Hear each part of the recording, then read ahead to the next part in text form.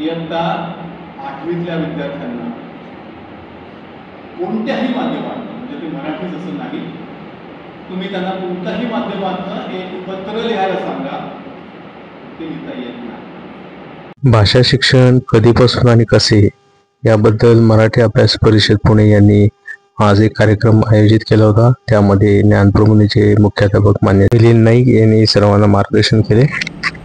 नमस्कार, मी रेणू तारे, मराठी अभ्यास परिषद कोषाध्यक्ष. आजच्या कार्यक्रमात सर्व भाषा प्रेमींचे व वक्त्यांचे मनापासून स्वागत. आज 1 मे भाषावार प्रांतरचनेनुसार दिनांक 1 मे 1960 रोजी महाराष्ट्र राज्याची निर्मिती झाली आणि त्या दिवसापासून आपण 1 मे महाराष्ट्र दिन म्हणून साजरा करतो. तसेच 1 मे 1982 रोजी आंतरराष्ट्रीय कीर्तीचे भाषा वैज्ञानिक डॉक्टर अशोक केळकर यांच्या पुढाकाराने मराठी अभ्यास परिषदेची स्थापना झाली. म्हणून आपण 1 मे अभ्यास परिषदेचा वर्धापन दिन म्हणूनही साजरा करतो. भाषा विज्ञान व भाषेसंदर्भात संशोधनात्मक काम करणारी संस्था म्हणून मराठी अभ्यास परिषद ओळखली जाते. संस्थेतर्फे भाषा आणि जीवन हे त्रैमासिक प्रकाशित होते. सुरुवातीला प्रमुख संपादक डॉक्टर अशोक केळकर हे काम पाहत होते. त्यानंतर अनेक मान्यवरांनी संपादक पद भूषवले. यात डॉक्टर कल्याण काळे, डॉक्टर विजया देव, डॉक्टर मृणालिनी शाह, प्राध्यापक प्रणव परांजपे, डॉक्टर निलिमा मुंडे यांनी संपादक म्हणून काम पाहिले. सद्यस्थितीत प्राध्यापक डॉक्टर आनंद काटीकर सर हे एक संपादक व संस्थेचे अध्यक्ष म्हणून कार्यरत आहेत.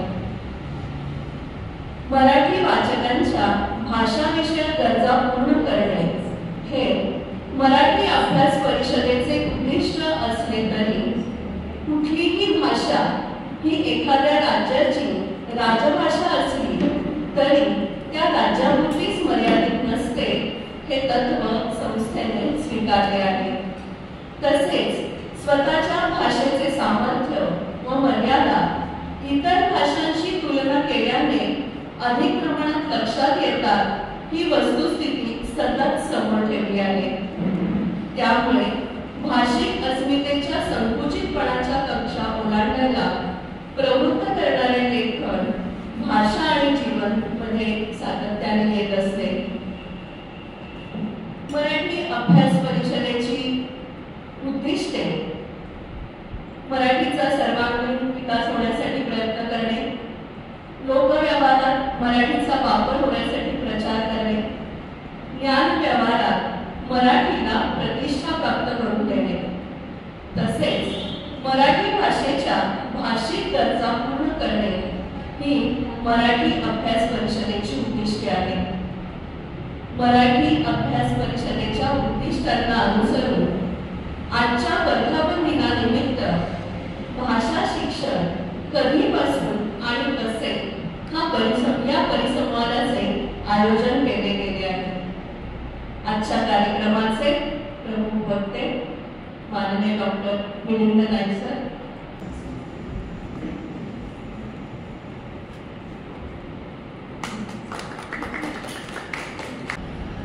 डॉक्टर मिलिंद नाईक हे सध्या ज्ञानप्रबोधिनी प्रशाला पुणे येथे प्राचार्य म्हणून कार्यरत आहेत. राष्ट्रीय शैक्षणिक धोरण 2020 या अंतर्गत स्थापन झालेल्या महाराष्ट्र सुकाणू समितीचे ते सदस्य आहेत. तसेच NCERT नवी दिल्ली येथील शैक्षणिक सर्वेक्षण विभागातील सल्लागार मंडळाचे ते सदस्य आहेत. शैक्षणिक विषयातील त्यांचे अनेक शोध निबंध व पुस्तके प्रकाशित झाली आहेत. उपस्थित सर्व मान्यवर आणि खरं तर माझ्यापेक्षा जास्त या विषयात तज्ञ असलेले आपण सर्व श्रोते,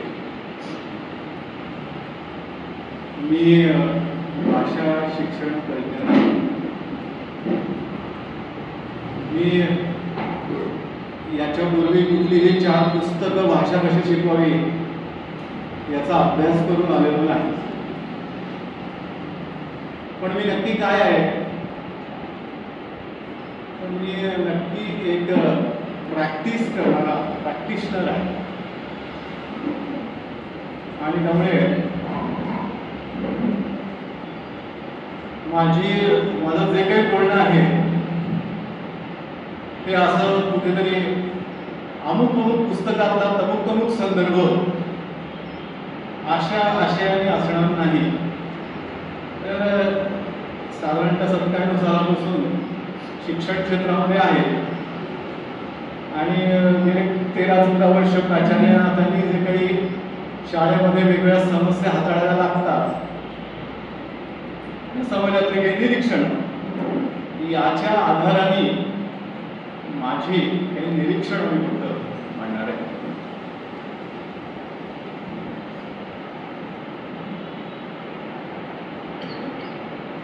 साधारणतः आपल्याला बहुतेक सगळ्यांना ज्ञानप्रबोधिनी ही शाळा परिचित आहे. ज्ञानप्रबोधिनी जी शाळा आहे ती इयत्ता 5वी पासून सुरुवात होते आणि 10वी पर्यंतची अशी शाळा आहे. केंद्रीय माध्यमिक परीक्षा मंडळाला जोडलेली अशी शाळा असल्यामुळे 5वी पासून इंग्रजी माध्यमातलं शिक्षण सुरू होतं आणि 10वीला जे काही परीक्षा मंडळाचे प्रश्नपत्रिका आहेत त्या सगळ्या हिंदी किंवा इंग्रजीतनं येतात. काही वर्षांपर्यंत हिंदी आणि इंग्रजी असं मिश्र माध्यमातनं ही शाळा सुरू होती. पण दुर्दैवानं हिंदी माध्यमातनं शिकवणारे अध्यापकच मिळेना, त्यामुळे नाईलाजानं इंग्रजी माध्यमाकडे वळायला लागलं. पण 5वीमध्ये येणारे जे सगळे विद्यार्थी आहेत ते कोणत्याही माध्यमातले असू शकतात आणि कारण तिथे प्रवेश परीक्षा घेतली जाते. प्रवेश परीक्षेत जे कोणी यशस्वी होतील त्या सगळ्यांना तिथे प्रवेश मिळतो. त्यामुळे माध्यम आधीचं काय आहे हे न बघताच शाळेमध्ये प्रवेश मिळतो. साधारणतः 2000 सालापर्यंत शाळेतली परिस्थिती अशी होती की मराठी माध्यमातले विद्यार्थी जास्त निवडले जायचे आणि इंग्रजी माध्यमातल्या तुलनेनं खूप कमी. मी पण त्या शाळेचा विद्यार्थी आहे. 89 साली 10वी झाली माझी. त्या माझ्या तुकडीला जे काही प्रमाण होतं तेव्हा मला आश्चर्य वाटेल, 40 पैकी 36 जण आम्ही मराठी माध्यमातले होतो आणि 4 जण हे इंग्रजी माध्यमातले होते. तेच प्रमाण बदलत 2000 सालापर्यंत ते साधारणतः निम्म आणि आजची परिस्थिती बरोबर उलटी आहे. साधारणतः 10 ते 11 जण मराठी माध्यमातले आणि 60 ते 70 जण हे इंग्रजी माध्यमातले या प्रवेश परीक्षेवर उत्तीर्ण होतात. आता वरवर पाहता याचं विश्लेषण केलं तर इंग्रजी माध्यमातली मुलं बुद्धिमान असतात असं विश्लेषण करता येऊ शकेल. फक्त तसा तो नाही. घडतच असं केलंय की बसणाऱ्यांचं प्रमाणच व्यस्त आहे. प्रवेश परीक्षेला ज्या प्रमाणात मुलं बसतात तीच जर इंग्रजी माध्यमातली जास्त असतील आणि तथाकथित सुशिक्षित शाळांमधले घरांमधले सगळे जे काही विद्यार्थी आहेत ते इंग्रजी माध्यमातच जात असतील तर स्वाभाविकदृष्ट्या असं घडतं की मराठी माध्यमापेक्षा इंग्रजी माध्यमाची मुलं जास्त निवडली. पण अंतिमतः काय घडतं, जेव्हा केंद्रीय परीक्षा मंडळाच्या परीक्षेला मुलं बसतात त्या परीक्षेचा निकाल कसा लागतो, तर अगदी जवळजवळ 5 ते 10 वर्षापर्यंत जोपर्यंत 75% 25% असं प्रमाण होतं तोपर्यंत सुद्धा मराठी माध्यमातली मुलं ही पहिल्या 10 क्रमांकामध्ये असायची आणि इंग्रजी माध्यमातली नसायची असं नाही म्हणणार मी.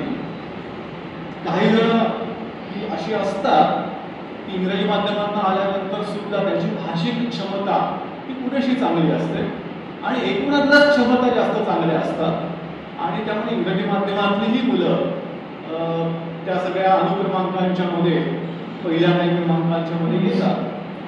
पण सर्वसाधारणपणे असं निरीक्षण होतं की मराठी माध्यमातली मुलं इयत्ता 10वीला अतिशय जास्त, तुलनेनं जास्त, त्यांची सरासरी म्हणून काढली तरी सुद्धा जास्त गुण मिळवतात. असं का घडतं?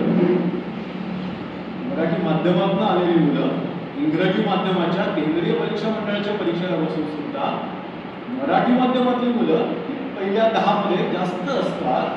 असं का घडतं? माझं त्याचं मत असं आहे की मूलभूत संकल्पना ज्या समजायला हव्यात प्राथमिक शाळेमध्ये त्या अतिशय सुस्पष्ट अशा मराठी माध्यमातून आलेल्यांच्या मध्ये असतात. कारण संकल्पना समजण्यासाठीचं जो काही शब्दाचा संदर्भ आणि आकलन व्हायला हवंय त्यासाठीचं पूरक वातावरण हे त्या सगळ्यांच्या मध्ये निर्माण झालेलं असतं. असं आणखीन का घडतं? तर मुळातनं भाषा ही फक्त काही भाषा नसते. भाषा म्हणजे खरं तर एक प्रकारचं शिक्षणच असतं. कसं ते त्याच्याकडे मी 1-2 मिनिटांमध्ये परत येतो. पण ह्या सगळ्या निरीक्षणांमधनं असं वाटतं की मराठी माध्यमातून येणाऱ्यांना कदाचित संकल्पना या स्तरावरती अधिक चांगलं समजलेलं असू शकतं. सध्याच्या परिस्थितीत काय अवस्था आहे असं माझं दुसरं निरीक्षण. भयंकर. इयत्ता 8वीतल्या विद्यार्थ्यांना कोणत्याही माध्यमातून, म्हणजे ते मराठीच असं नाही, तुम्ही त्यांना कोणत्याही माध्यमातून एक पत्र लिहायला सांगा ते लिहिता येत नाही. ते ना धड मराठीतनं लिहिता येतं, ना धड इंग्रजीतनं लिहिता येतं, ना धड हिंदीतनं लिहिता येतं. त्याची मातृभाषा काहीतरी वेगळी असेल त्या भाषेतनं लिहायला सांगितलं तर नाही लिहिता येत. लिहिणं मी म्हणतो सोपं आहे, कारण विचार करायला तुम्हाला वेळ मिळेल. त्याला काही गतीचं बंधन नसतं. संवादात तर अतिशय अवघड गोष्ट झाली आहे आणि गमतीनं मी त्याला म्हणतो झी टीव्हीवरच्या बातम्या. बहुतेक सगळेजण वाक्य मराठीतनं सुरुवात करतात, मग मध्येच इंग्रजीतले 2 शब्द येतात आणि शेवट कदाचित हिंदीमधनं येतो. अशी एक विचित्र अवस्था ही आता आपल्या सगळ्या समाजाची झालेली आहे. गमतीनं सांगायचं झालं तर आत्ताच मी या आपल्या राजाराम मुलाकडनं आपल्या सभागृहाकडे येत होतो. एक फलक बघितला, आवडतं घर ऑफ मी. पहिले 2 शब्द मराठीतनं आणि दुसरे 2 शब्द इंग्रजीतनं. जाहिरात ही गोष्ट जर का आकर्षून घेण्यासाठी असेल आणि त्यांना जर का ही भाषा वापरावीशी वाटत असेल तर काही गडबड आहे. त्यामुळे सरसकट समाजाने हे स्वीकारलेलं आहे की आता ना शुद्ध भाषा ऐकायलाच मिळणार नाही. आमच्याकडे पालक सभा झाली ना, पालक सभेमध्ये लोक उलटी तक्रार करायचे की तुम्ही ना जरा जास्त शुद्ध बोलता मराठीतलं, आम्हाला काही समजत नाही, जरा मधनं इंग्रजी शब्द वापरा की, त्यांनी आम्हाला जरा आमचं आकलन जास्त चांगलं होऊ शकतं. कोणत्याही एका भाषेतून न शिकल्याचा परिणाम असा झालेला दिसतो की अलीकडच्या काळात जे निबंध लिहिले जातात, ज्या कविता केल्या जातात, त्यांचा आशय खोलवरचा नसतो, वरवरचा असतो. कारण जेव्हा एखाद्या भाषेवरती तुमचं वकूब निर्माण होतो, त्याच्यात तुमच्या शब्दसंग्रह पुरेसा तयार होतो, त्यातनं तुम्ही अनुभव घेता, त्यातनं तुम्ही विचार करायला लागता, तेव्हा तुमच्या आतमध्ये खोल उमटलेले जे ठसे आहेत ते बाहेर येतात. थोड्याशा वेगळ्या भाषेत बोलायचं झालं तर अभिव्यक्ती बाहेर येतात. आणि ही अभिव्यक्ती त्याच भाषेत असते ज्या भाषेत तुम्हाला स्वप्न पडतं. रात्रीची स्वप्न जर का तुम्हाला इंग्रजीतनं पडत असेल तर ती तुमची मातृभाषा झाली. तुम्ही काय म्हणताय की तुमच्या मनाच्या खालच्या स्तरावरती सुद्धा आतल्या स्तरावरती सुद्धा तुम्ही त्याच भाषेत विचार करताय. खरं तर विचारांना शब्दांची गरज असते की माहिती नाही, म्हणजे त्याच्यावर पुष्कळ संशोधन करायला लागेल. पण व्यक्त होताना तरी तुम्हाला काही एक साधन लागतं. मग ते साधन कदाचित चित्र असेल, शिल्प असेल, पण बहुतेक सर्वसामान्य माणसासाठी ते शब्द असतात. आणि आजकाल ते शब्दच सापडत नाहीत. आणि त्यामुळे जे अभिव्यक्ती व्हायला पाहिजे ती अभिव्यक्ती ही पाहिजे त्या प्रकारची होत नाही. आणि त्यामुळे खोलवर अर्थ असलेले एकाच भाषेतले कविता, साहित्य हे तुलनेनं मी ज्या वयोगटाला हाताळतोय त्या वयोगटात कमी झालेलं नाही. म्हणजे पूर्वीच्या काळात काय कोट्या व्हायच्या, एकावरती एक कोट्या करणारी माझ्या शाळेत मुलं असायची आणि असायचे बाबा रे, म्हणजे विनोदाचा कल्लोळ असायचा त्याच्याकडे. आज ते नाही उद्भवत, ते येतच नाही, तर ते खोलवर नाहीच. त्याच्यातला माझा अनुभव असा दिसतो की अलीकडच्या काळात माझ्या शाळेत तितकंसं ते प्रमाण नाहीये, पण पु ल देशपांडेंचा विनोद नाही कळत. त्याचं कारण दोन आहे. त्या प्रकारचे अनुभव घेणारे विद्यार्थी नाही, परंतु ती भाषा समजण्यासाठीचा अनुभव आणि केलेला बरोबर विचार हा सुद्धा असं उपलब्ध नाही असं मला दिसतं. चौथं मला निरीक्षण सांगतो की माझ्या शाळेमध्ये मी एक प्रयोग केला की आता सांगितलं की 5वीमध्ये वेगवेगळ्या माध्यमातून मुलं येतात. माझं असं अजूनही मत आहे की भाषेच्या वरचं प्रभुत्वाशिवाय तुमचं पुढचं शिक्षण चांगलं होत नाही. आणि म्हणून मी असं ठरवलं की पहिले 3 महिने शाळेचे भाषेचेच घ्यायचे. 5वीपासून सुरुवात होते. मराठी माध्यमातून आलेले असतील तर त्यांना जास्तीचं इंग्रजी शिकवावं लागेलच. जे इंग्रजी माध्यमातून आलेले आहेत त्यांना जास्तीचं मराठी पण शिकवावं लागेल. पण दुर्दैवानं दोन्ही शिकवायला. मराठी माध्यमातल्या मुलांना मराठी येत नाही, इंग्रजी माध्यमातल्या मुलांना इंग्रजी येत नाही. आणि त्यामुळे दोघांसाठीही जर का आपल्याला जास्तीचं काहीतरी शिक्षण घ्यायचं असेल तर 3 महिन्यांपर्यंत बाकीचे तास बंद करूया आणि फक्त त्याच्यावरतीच लक्ष केंद्रित करूया. इतकं धैर्य लागणारा मी एक प्राचार्य होतो. म्हणजे पालकांचं काय झालं असेल आणि त्यांना कसं सामोरं जायचं हा वेगळा मुद्दा आहे. आमचे 3 महिने मुलांनी शास्त्र हा विषय शिकला नाही, काय झालं असं पुढच्या हमीबाबीच्या परीक्षेचं काय होणार अशी चिंता. आणि इयत्ता 10वीच्या बोर्डाच्या परीक्षेत आमच्या मुलांचं काय होणार असं 5वीमध्ये मला चिंता असतेच. पण हा जो प्रयोग होता हा प्रयोग 3 महिन्यानंतर थोडासा स्थगित करायला. असं काय झालं तर भाषेचा हा प्रयोग करत असताना भाषेच्या शिक्षकांनाच असं लक्षात आलं की आपण कमी पडतो. आणि कुठे कमी पडतोय तर ह्या भाषा शिक्षण देण्यात काहीतरी कमी पडतं. आपल्याकडे तेवढं साहित्यच नाही. आणि आता दुसरा मुद्दा खरं जर असा होता की भाषा शिक्षण हे फक्त भाषेच्या तासाला होत नाही. भाषेचं शिक्षण सामाजिक शास्त्राच्या तासाला होत असतं, विज्ञानाच्या तासाला होत असतं, गणिताच्या तासाला होत असतं.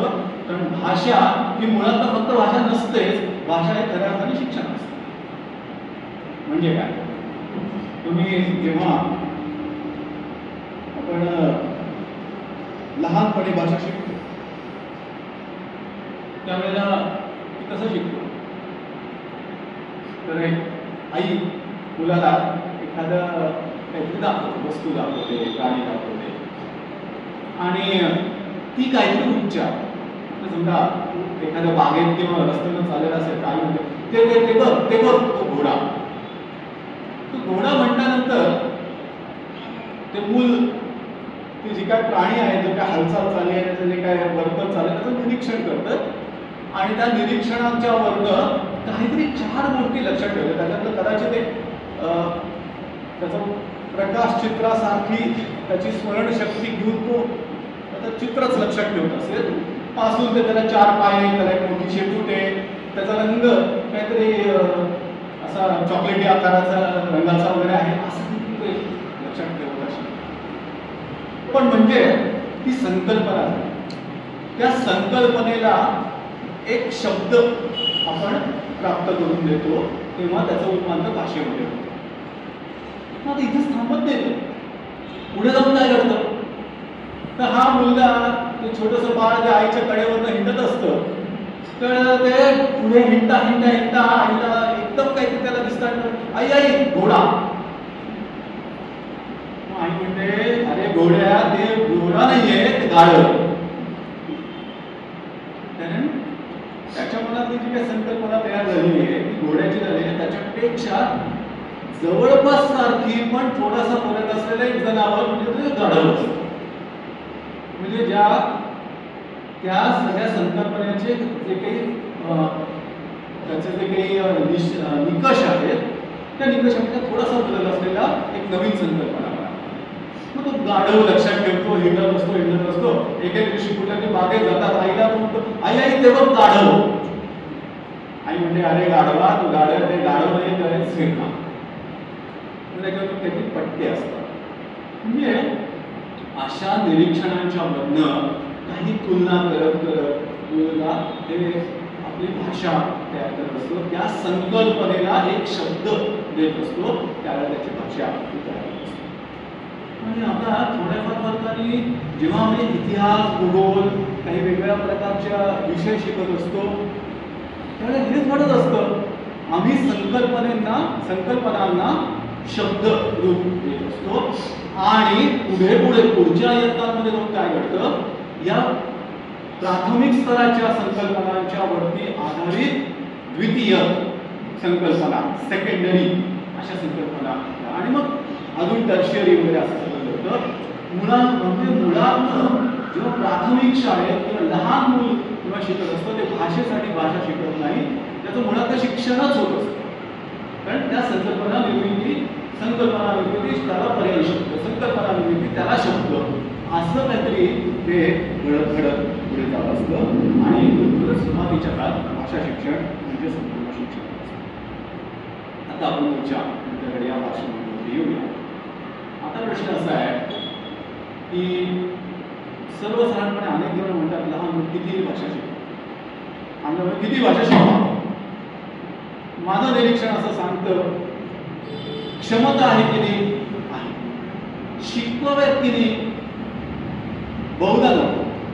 माझं व्यक्तिगत मत असं नको. याचं साधं कारण असं आहे, आपण मागची सगळी पार्श्वभूमी बघितली, ज्या माध्यमातून मला संकल्पना शिकवायच्या आहेत, प्राथमिक, द्वितीय, तृतीय दर्जाच्या संकल्पना शिकायच्या आहेत, त्या संकल्पना शिकायच्या असेल तर माझी एक तरी माध्यम भाषा ही उत्तम असायलाच लागते, नाही तर नाही मला समजत. मला एक जर का विचार करताना मी एक वाक्य 2-4 शब्द मराठीतनं, 3 शब्द इंग्रजीतनं, 4 शब्द हिंदीतनं असं जर का फिरत गेलो तर मला मुळातनं जो काही शिक्षक शिकवतोय त्या शिक्षकाला काय म्हणायचं आहे ते मला समजत. आणि त्यामुळे एक तरी प्राथमिक भाषा, माध्यम भाषा अशा अर्थाने मी म्हणतोय, ती पक्की व्हायलाच पाहिजे. आणि ती भाषा किती चांगली व्हायला पाहिजे तर नुसतं श्रवण आणि संवाद किंवा बोलणं अशा अर्थाने नाही, तो लेखन, वाचन आणि लेखन इथपर्यंत ते पोहोचायला पाहिजे. याचा अर्थ लिपीची ओळख सुद्धा त्याला व्यवस्थित करायला पाहिजे. असं झाल्यानंतर जर का त्याची मातृभाषा वेगळी असेल तर मग 2 भाषा करायला, म्हणजे माझी मातृभाषा मराठी आणि मी इंग्रजीत शिकणार असेल माध्यम भाषा म्हणून, तर मग माझ्या मराठीच्या बरोबरीनं मग माझी इंग्रजी ही माध्यम भाषा मला वापरायची आहे. म्हणून 2 भाषांच्या पर्यंतचं शिक्षण करायला हरकत नाही. तिसरी साधी गोष्ट अशी आहे, काहीही झालं तरी त्या मेंदूला क्षमता किती आहे, ताण किती द्यायचा याची काहीतरी मर्यादा. पहिली भाषा जर का शिकायची असेल किंवा भाषा कुठली शिकायची असेल तर सर्वसाधारणपणे संशोधन असं सांगतं की 30% वेळेला त्याच्या कानावरती ती भाषा पडायला पाहिजे. आता 24 तासातले साधारणतः या वयातले मुलं 8 ते 10 तास 12 तास सुद्धा झोपतात. आता जागेपणीचा काळातला 30% वेळेला त्याला जर ती भाषा त्याच्या कानावरतीच नाही कळली तर त्या माध्यमामध्ये त्याच्यावरती तरबेज होण्याची पारंगतता येण्याची शक्यता खूप कमी. आता शालेय शिक्षणाचा आपण विचार केला तर त्याला असलेले विषय आणि मुद्दामून दिलेलं शिक्षण याच्याबद्दल मी बोलतोय, जे नैसर्गिकदृष्ट्या कानावर न पडते त्याच्यामुळे जे काही घडतं ते घडू दे.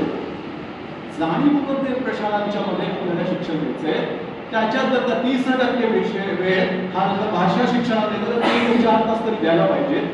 आणि ही जर का एका विषय भाषेसाठी असेल तर दुसरी भाषा त्याची तेवढीच समृद्ध करण्यासाठी आणखी 2-3 तास तरी द्यायला पाहिजे.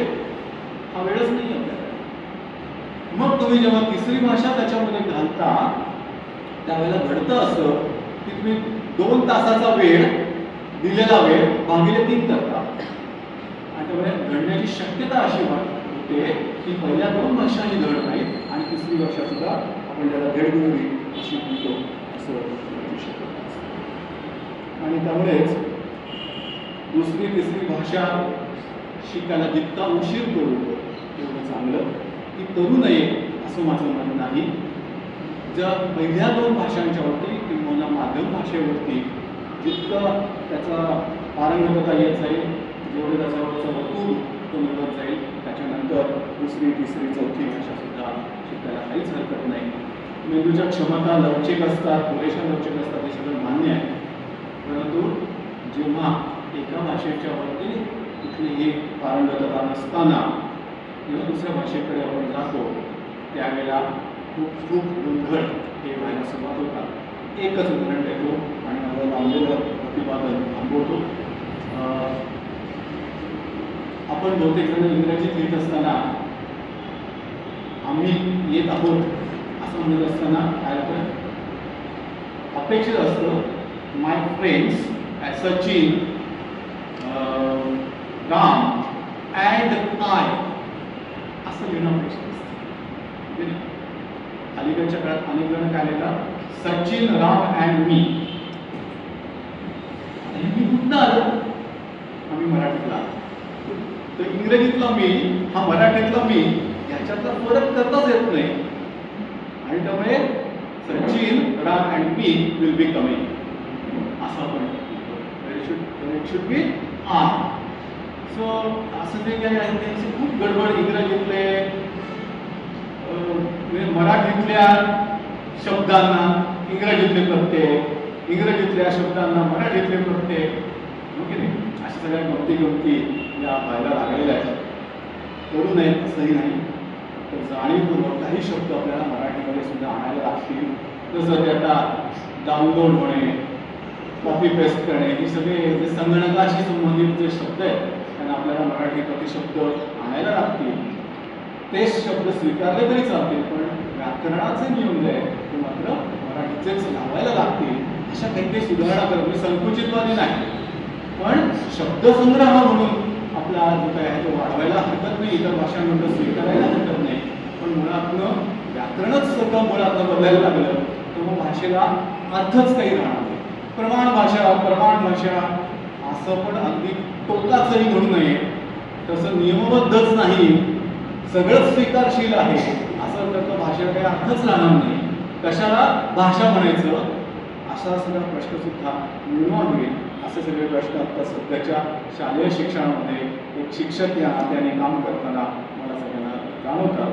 आणि म्हणून आत्ताच्या या सगळ्या परिषदेच्या निमित्तानं असं वाटतं या 2 भाषा, पहिली मातृभाषा, दुसरी माध्यमभाषा, याच्यावरती प्रभुत्व मिळवल्यानंतर आणखी कितीही भाषा आणि पुढच्या भविष्यामध्ये साधारणतः आपल्या नॅशनल एज्युकेशन पॉलिसीमध्ये 6वीपासून 3री भाषा घेण्याचं म्हटलेलं आहे.